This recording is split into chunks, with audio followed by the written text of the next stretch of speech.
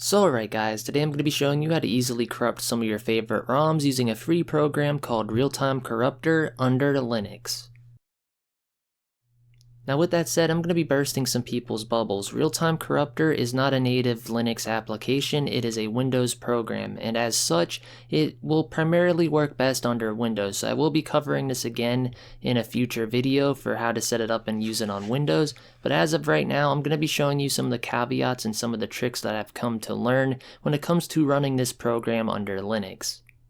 But with that said, most of the features will work, some of the newer emulators however will not. But with that said, what's the first thing we need in order to get started?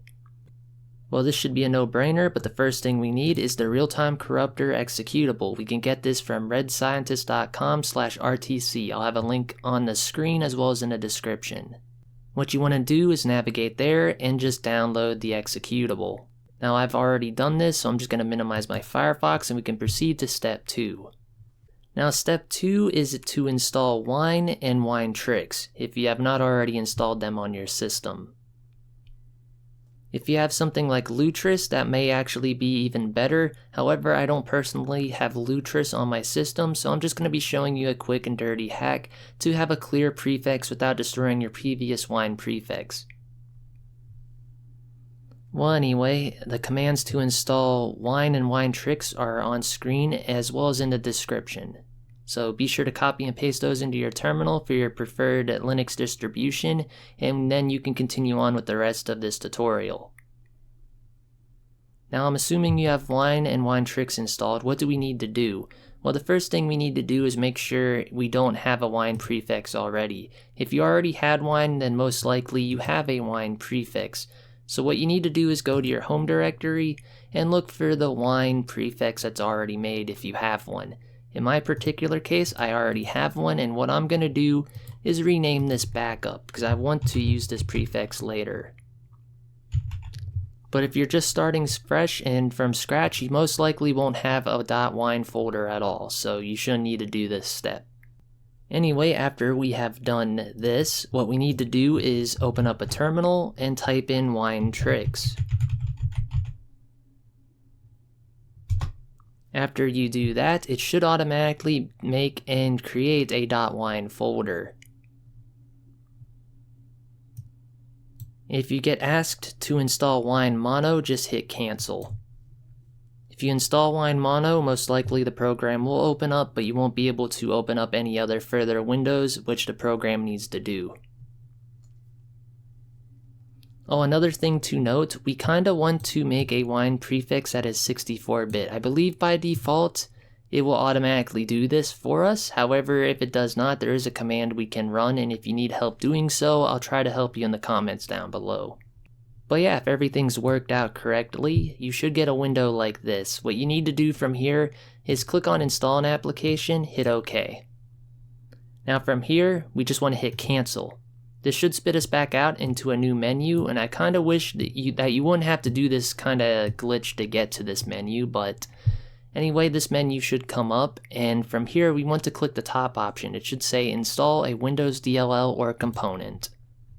Then you want to hit OK after selecting that, and a new window should pop up.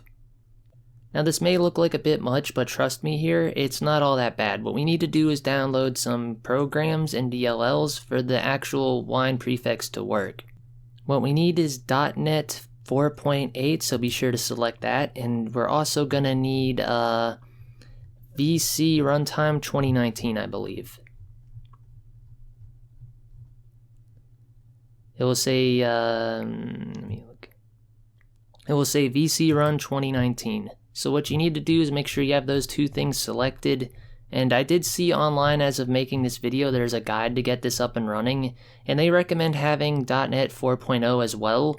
However, from my personal experience, when I tried putting both these on at once, it always gave me issues. So just install the .NET 4.8 and the VC Runtime 2019.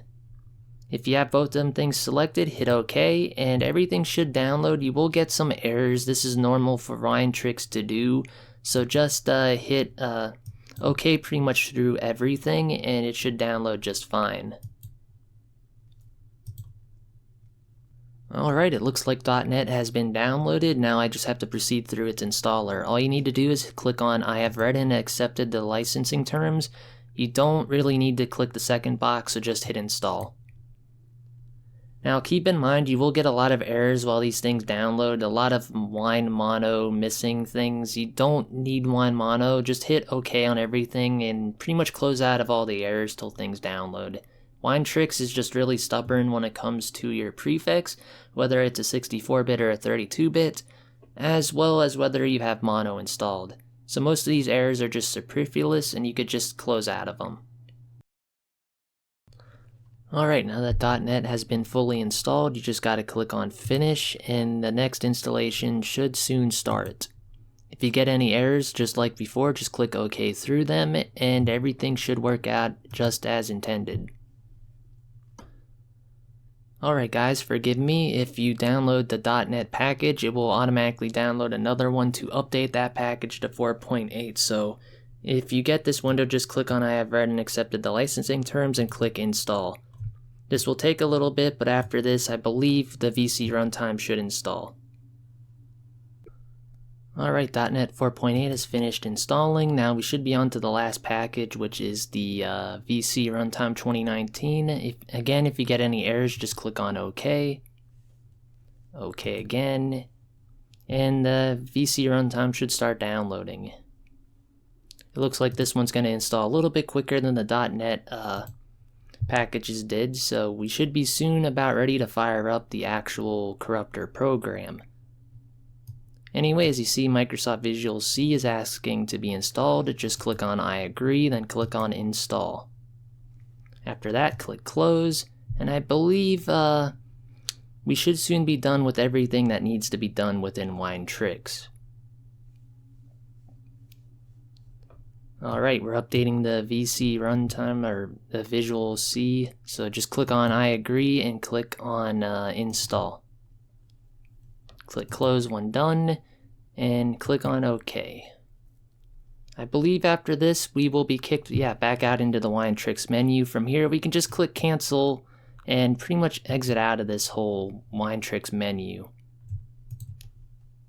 Now from here, all we need to do is navigate to where we have our actual executable, then the real-time corruptor executable. So what I'm going to do is I'm going to make a new folder and we're going to put our executable in that. Alright, once you made a folder and put your executable for RTC launcher inside of it, what you need to do is open up a terminal. It's not really necessary, but it's nice to run RTC launcher from the terminal. That way if you get any errors, it will help you log them and figure out what might have went wrong. So what we need to do to actually run this executable, it's pretty easy. For those of you that have already used Wine, you should already know. All you got to do is type in Wine, then RTC, and launcher.exe. After you've done this, hit enter, and the program should open right up. You'll get a window like this. Like I said, this is primarily meant to be working under Windows, so you're going to get some little auditory and visual glitches within this program. Those are just to be expected. However, once you got this window, go over to Downloader, click it, then click on the latest version and hit Download Selected. Now if you're wondering where all this gets installed to and downloaded to, it downloads right to where the executable is located. As you see here, right next to our executable, it made two new folders. This will be where our emulators, as well as the actual RTC program resides. Now this window is where you actually download your hacked and or corrupted emulators. So, like I was saying at the start of this video, not all of them will work correctly under Wine under Linux. Some of them will glitch out on you, and some may just not work at all. But with that said, I'm going to be downloading BizHawk. BizHawk is primarily for NES, SNES, Game Boy, Genesis, N64, PSX, and etc.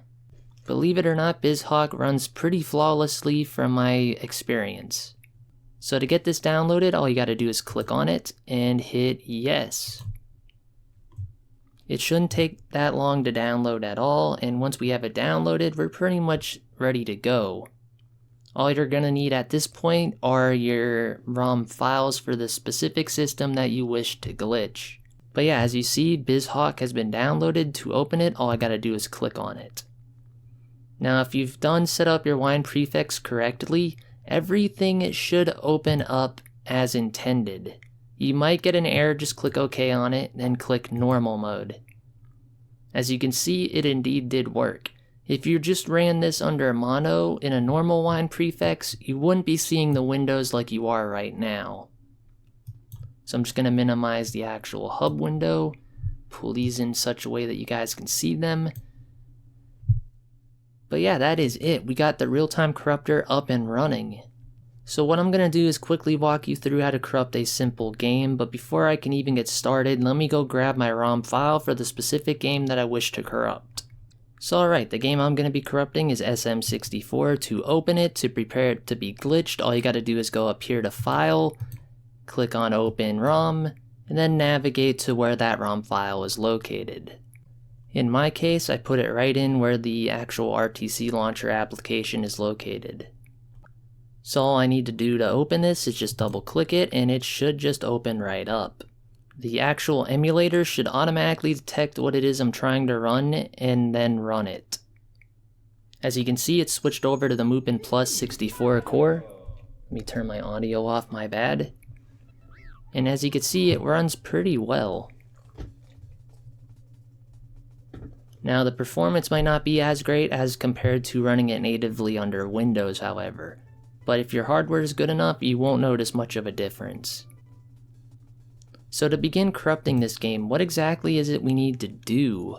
Well, what we need to do is go over to the glitch harvester, and we need to make some save states. We want to pick a spot where we want to corrupt. In my particular case, I want to corrupt it kind of here on the main menu, so I'm going to hit change, click on 0, then hit save.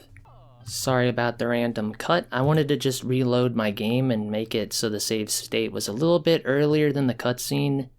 It will make things a lot easier to explain, trust me. But yeah, once you have your save state, all you gotta do is go back over to the real-time corruptor window, then we can go under the corruption engine settings, and we can pick the various different modes that we wish to use. If you use the freeze engine, you may freeze values in place, such as his spinning, we can probably lock it in place, his mouth movements, all those kinds of units can be in fact frozen. However, what I want to mess with is the vector engine. This corrupts using the limiter and value list. And we can actually tweak these around to do whatever it is we wish, but when it comes to N64 emulators, the vector engine will give you some pretty good results. So what I'm going to do is I'm going to up the intensity and I'm going to change the blast radius to even.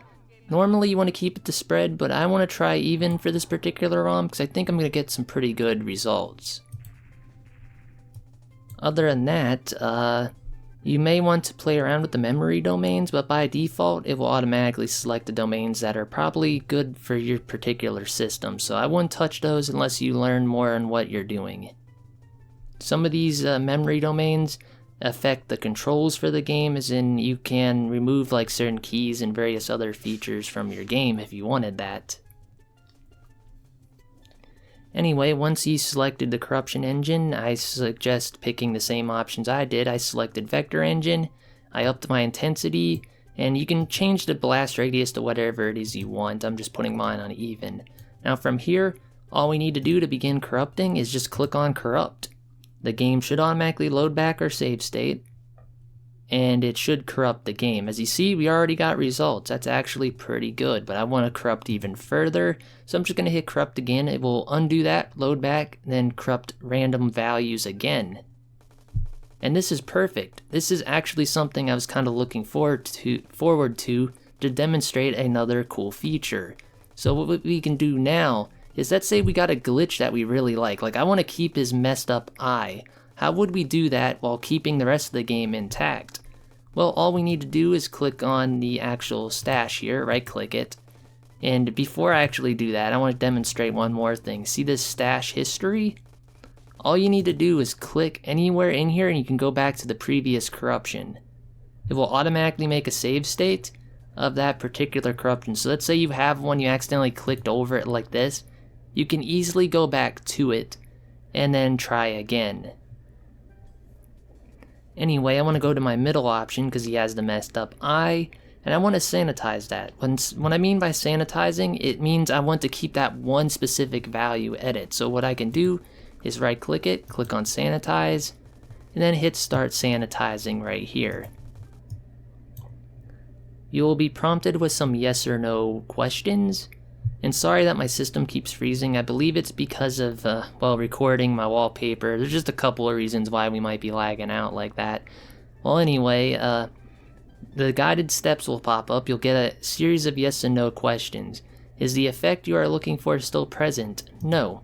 The game will load back, try a different value, and ask you if it's there. As you can see, I still don't got it, so no. The reason why this is doing this series of yes and no questions is to look for that specific address that it corrupted. It's actually pretty cool. It leaves the rest of the game untouched if you just want one specific thing modified. I'm gonna hit no for this because I still don't have the effect. And if you're wondering what kind of effects we can get all kinds of distortion effects. We can get coloring effects. You can swap in items with other items. However, we're just going to look forward to mixing maybe a coloring effect with that messed up eye. As you can see, I'm still not getting the effect, which is not a good sign, but it will probably be the last one in this list. And as you see, there it is. I'm just going to... I would normally click on yes, but it appears the game's already figured out what it is I was trying to do.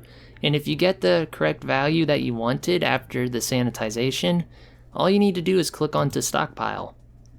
Name it. I'm going to call it messy eye and hit OK.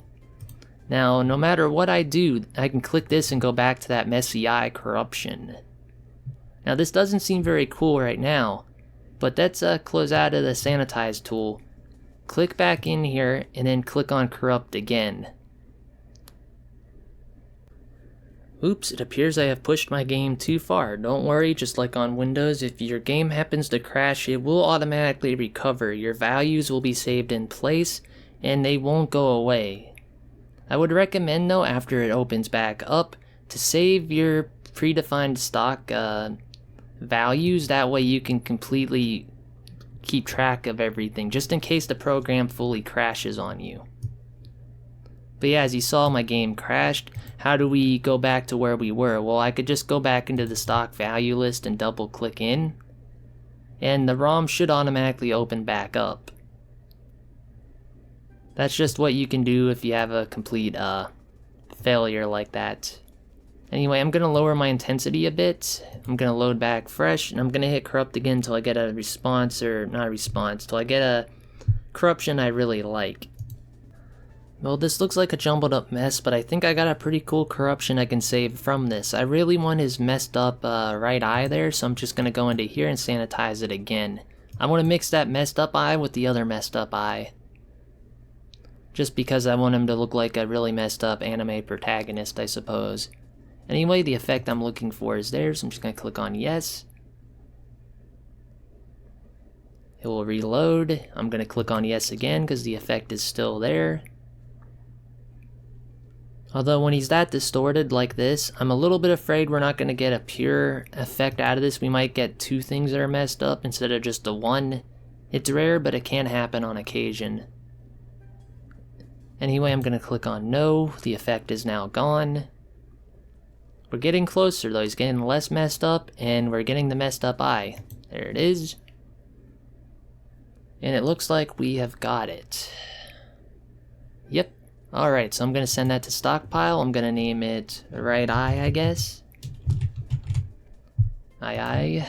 Click out of this window. And what we can do is we can actually mix and match corruptions. So let's say you want to corrupt specific things in your game from the title screen all the way to the end of the game. You can easily do that just by adding them to the stock manager here and then selecting them all. As you can see, now we have two messed up eyes. I can go even further. We can keep going till his hat changes colors or anything really happens, I suppose. But yeah, guys, it doesn't look like I'm gonna get anywhere anytime soon with my current corruption, so I'm probably gonna leave today's video off here. But before I do, I want to show you how you can save the exact things you've already gotten saved within your stockpile manager for maybe other people to view, or perhaps even to come back to. So let's say you got some corruptions you really like, you saved them to the stockpile manager. What do you do once you do this? All you gotta do is just click save as, and pretty much save the file wherever you want.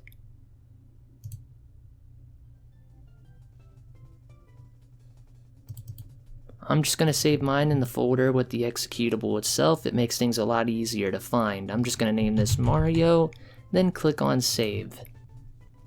Now anyone that wants to mess with this specific corruption that I have, they can actually just go right into here, click load, and I believe import does the same thing. Let me just double check.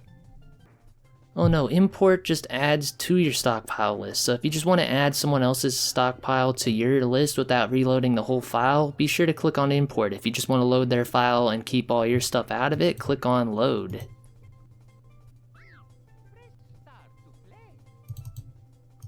As you can see, I had 4 results here, and it's asking me that if I want to save them without losing my edits. I'm just going to click yes. I don't need to save it, I already did. As you see, that's as easy as it is. If you wanted to load up a corruption you previously did or somebody else's, that's all you need to do.